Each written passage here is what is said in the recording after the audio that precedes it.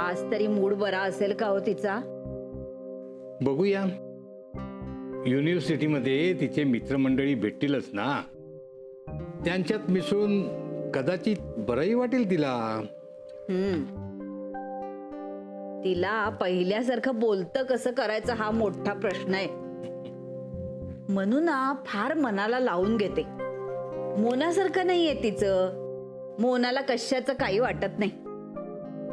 दोघींची दोन टोकं, कोणाशी कसं वागावं तेच कळेन असं झालंय. आलीस का म्हणू? ये ये. हो आजी. झाली का ग कामं सगळी?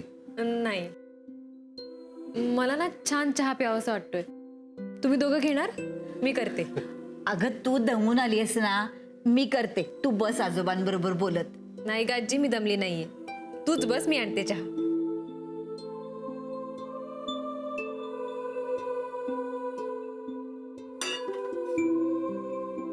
किती शहाण्या मुलीसारखी वागतेस ग. मनावरचं दडपण कमी झालं अगदी. कामं का नाही झाली ग म्हणू?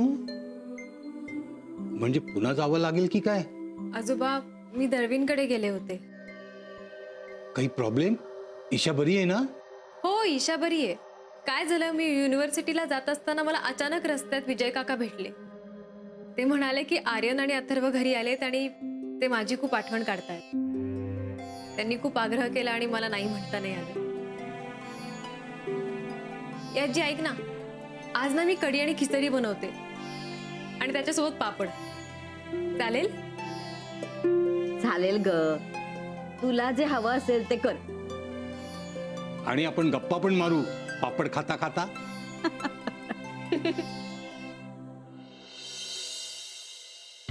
अपमान, इतका घोर अपमान. नाही, या नानून उभ्या आयुष्यात कधी इतकं भयंकर नाट्य बघितलं नव्हतं. अशी का वागली रे? आपल्यावर विश्वास नाही का तिचा? विश्वास? काय संबंध आहे? तिला आपल्यावर सूड उगवायचा आहे, दुसरं काय?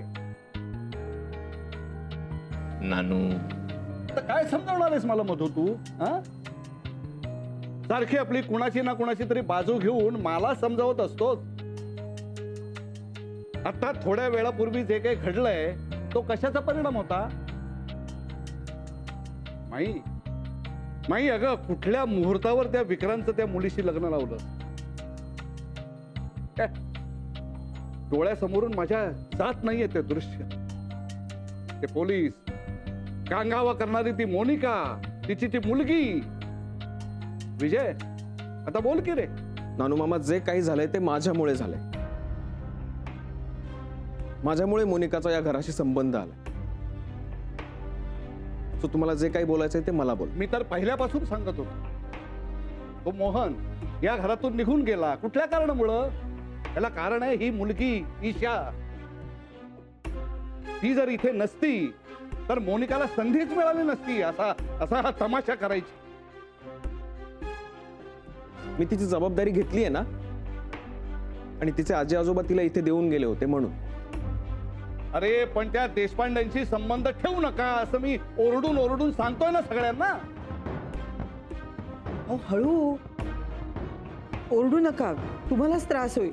जोपर्यंत ती मुलगी आणि त्या मोनिकाचा निकाल लागत नाही ना, तोपर्यंत त्रास चालूच राहणार असं दिसतंय. मला तर ते पोलीस बघून इतकी भीती वाटत होती ना, म्हणजे एकदम धडधडायलाच लागलं होतं. मला असं वाटलं पोलीस विक्रांतला पकडून देणार. आई, तू घाबरू नकोस, असं काही होणार नाही. असं काही झालंय का? म्हणजे आता त्याची वाट बघायची का? सर काय, आता याची पुढची पायरी तीच आहे. उद्या तुझ्या बरोबर आम्हाला सगळ्यांना जरी जेलमध्ये नेलं तरी मला त्याच्यात आश्चर्य वाटणार नाही. पण या सगळ्यामध्ये ईशा बिचारी निष्पाप आहे असंच तुला म्हणायचंय ना? मुळात प्रश्न आहे, ती इथं आपल्या घरात का राहते? आणि अलके, हेच तुम्हाला कळत नाहीये. ते देशपांडे घरी आले की त्यांचा अगदी हसून पाहुणचार करत बसतात. तुम्हाला स्वतःची मतच नाहीये. अरे नानू, तू तिच्याशी कशाला भांडतोय? काय चिडतोय? चुका राग आपल्याला सगळ्यांनाच आलाय. पण उपयोग काय राग येऊन? निष्पन्न काय? तर शून्य. अरे विक्रांत, कधी होणार आहे तुझा डिवोर्स? मला नाही माहित, केस चालू आहे. म्हणजे तोपर्यंत हे असंच चालू राहणार आहे का? अन्या, अरे तुझी तलवार म्यानबंद कर ना. डोक्याला त्रास होतो रे. आधीच एक धक्का बसलाय. नानू मामा, ती मोनिकाहून तमाशा करून निघून गेली, आता आपण आपापसात का भांडतोय? इतक्या वर्षात पहिल्यांदाच दळवींच्या घरात पोलीस आले. इतकी वर्ष जपून ठेवलेली इज्जत फार फार चुराडा केला या पोरीनी.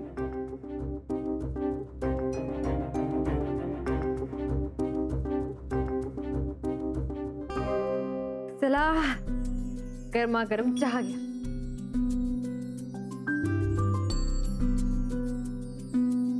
काय ग, कसे आहेत सगळे? बरेच. आजी, आर्यन, अथर्व यांना भेटून मला खूप छान वाटलं.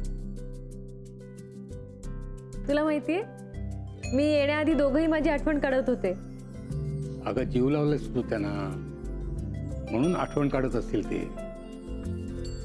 त्या अथर्वला हिनी नाही का काहीतरी प्रोजेक्ट मध्ये मदत केली होती, म्हणून मग मानसीताई पाहिजे खेळायला, गोष्टी सांगायला.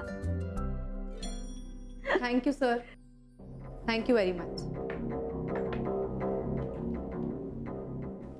ईशा,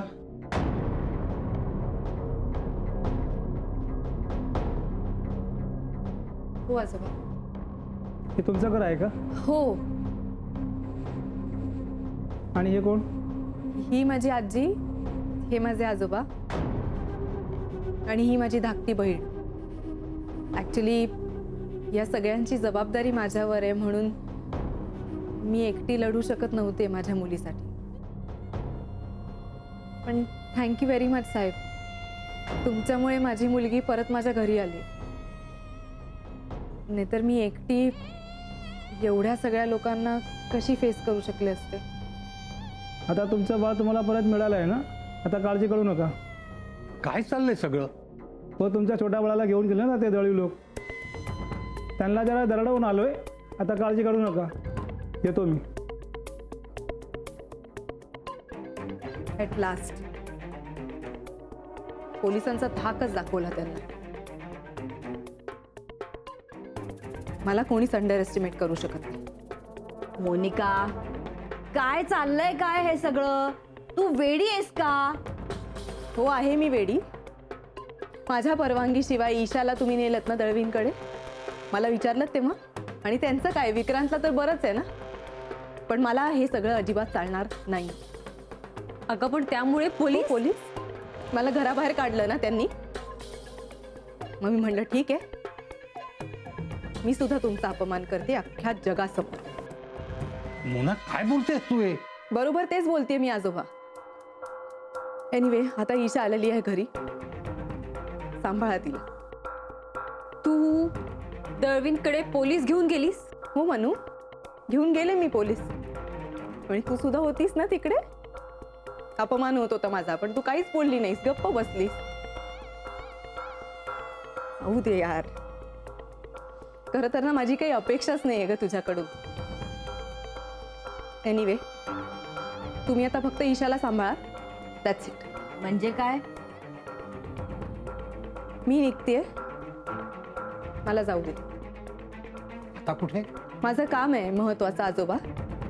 ताई, व्हॉट नॉनसेन्स इज दिस? मला अजिबात आवडलं नाहीये हे तुझं वागणं. तुझ्या आवडण्याने मला काहीच फरक पडत नाही म्हणून. कारण तू जे काही वागलीस ना तिकडे ते मलाही आवडलेलं नाही.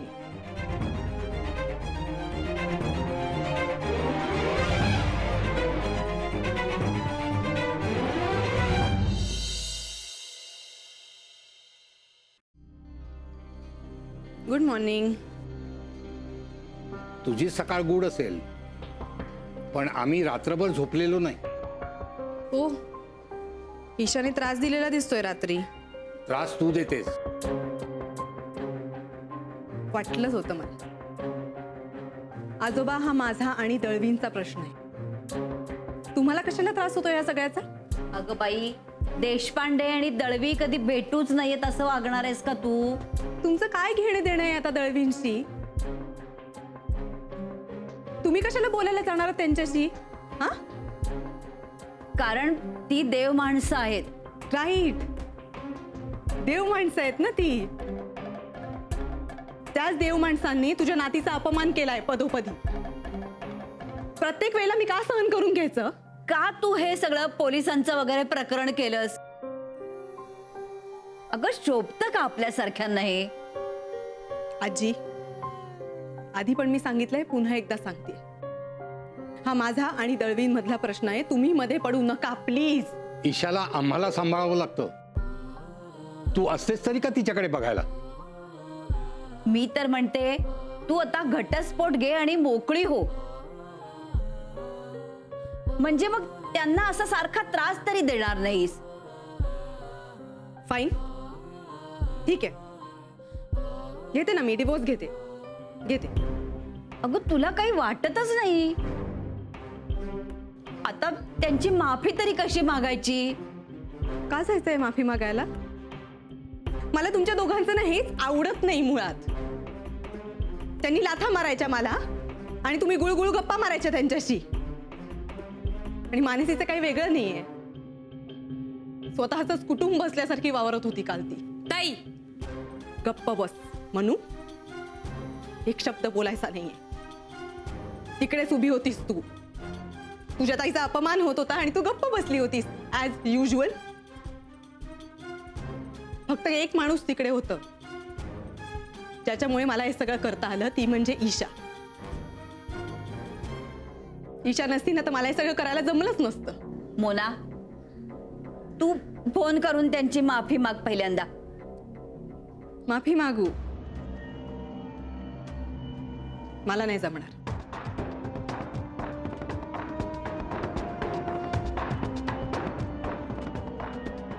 मालती बरोबर आहे तुझं. माफी ही मागायलाच हवी, पण कोणत्या तोंडाने मागायची आणि कशी?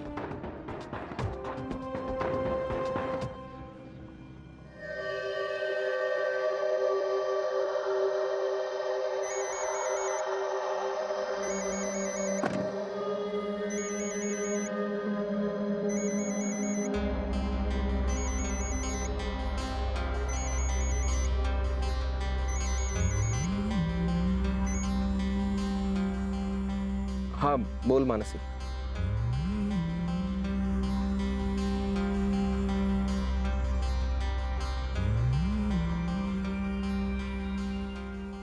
सॉरी. सॉरी का? तू का सॉरी म्हणतेस मानसी? मानसी मला सांग ना, सलील आणि तुझ्यामध्ये नेमकं काय बिनसलं होतं? काय झालं होतं? मानसी प्लीज मला आता तरी सांग तू की काय झालं होतं तुमच्यामध्ये. सांग ना प्लीज. त्या सगळ्याला मी जबाबदार आहे विक्रांत, आणि तूही.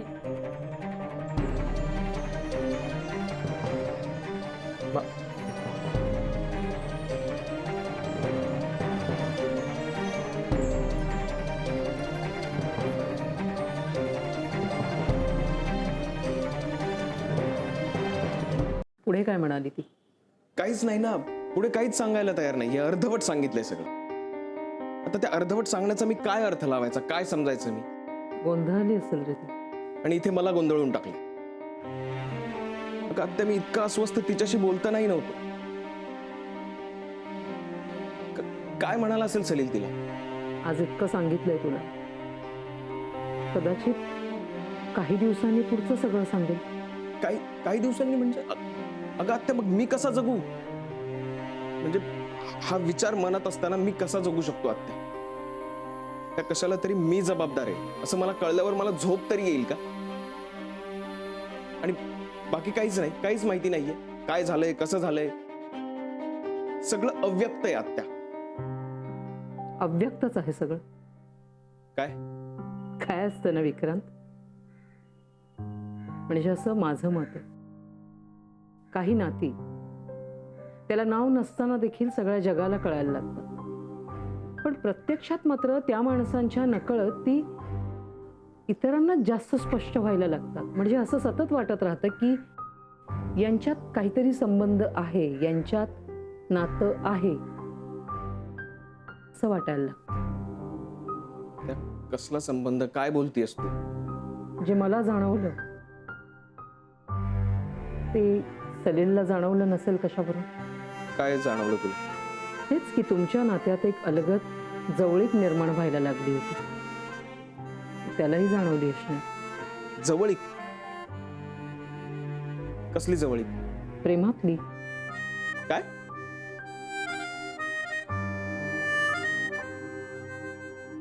प्रेमातली? हम्म.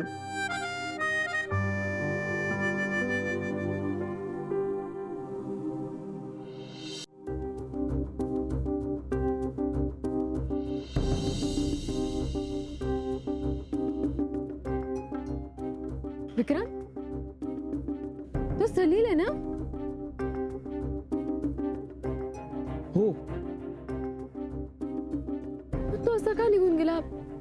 आला का नाही तो भेटायला? काहीतरी गडबड आहे. आपण लगेच निघूया. मला वाटलं तुला भेटावं म्हणून आलो मी. पण आज तुझा चेहरा खूप फ्रेश दिसतोय. म्हणजे तब्येत बरी आहे असं म्हणायला हरकत नाही. हो, फ्रेश तर वाटणारच. 2 दिवस झोपूनच आहे मी. मला इतका आराम कधीच मिळत नाही. पण खरं सांगू, लवकर बरा हो यार.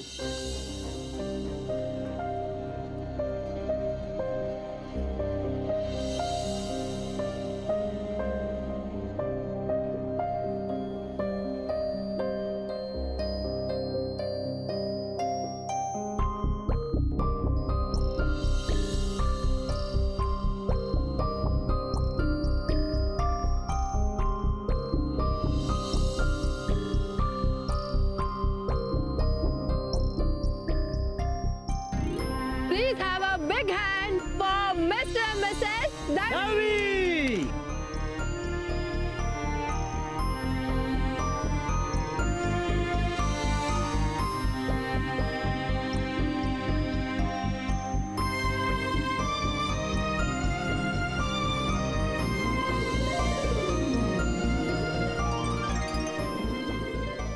मित्र या नात्याची प्रत्येकाच्या मनात एक खास जागा असते, जशी माझ्या मनात तुझ्यासाठी आहे. मला माहित नाही माझं आणि सलीलचं लग्न होईल न होईल, पण त्यामुळे ती जागा कधीही रिप्लेस होऊ शकत नाही.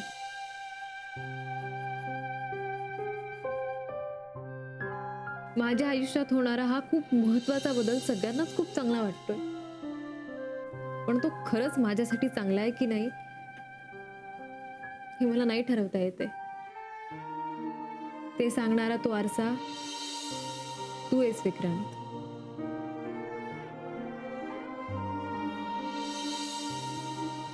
मी तुला काहीतरी महत्वाचं सांगतो आणि तुम्हाला फुलं कसली देतेस? अरे मग काय करू? मला कळतच नव्हतं तुला शांत कसं करू. हे बघ, तुला जो त्रास होतोय त्याचा त्रास मलाही होतोय. मला कळतच नव्हतं तुला कसं समजावू, काय बोलू. म्हटलं मी नाही, निदानी फुलं तुला शांत करतील, म्हणून मी आपलं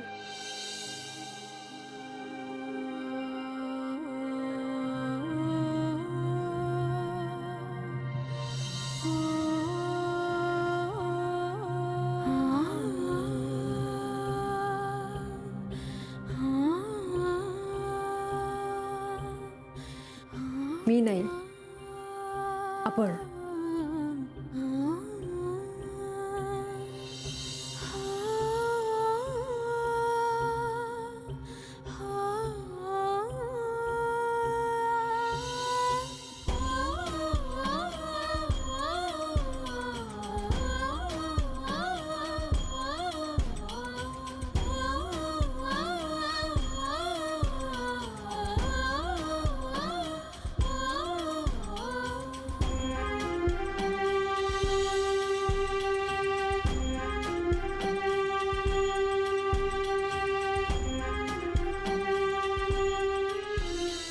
जे मला जाणवलं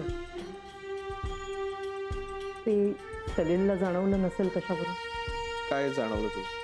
तेच की तुमच्या नात्यात एक अलगद जवळीक निर्माण व्हायला लागली होती. त्यालाही जाणवली असणार. जवळीक?